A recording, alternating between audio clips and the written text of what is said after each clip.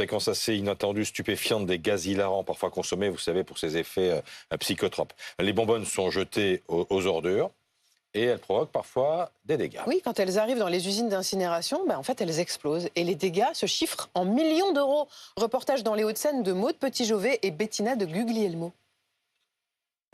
Dans cette usine d'incinération dans le Nord, 1200 tonnes de déchets arrivent chaque jour. Parmi elles, des dizaines de bonbonnes de protoxyde d'azote comme celle-ci. Ces bonbonnes vont être intégrées dans le four de traitement.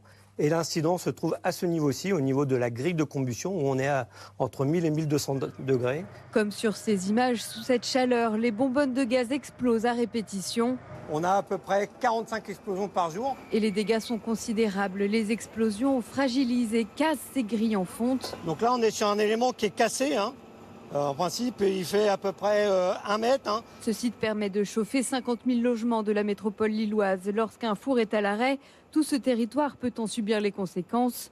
Plus au sud, même problématique sur le site d'incinération de Saint-Saulve. Alors, on peut en voir une ici, par exemple, une plus petite ici, il y en a une autre là-bas.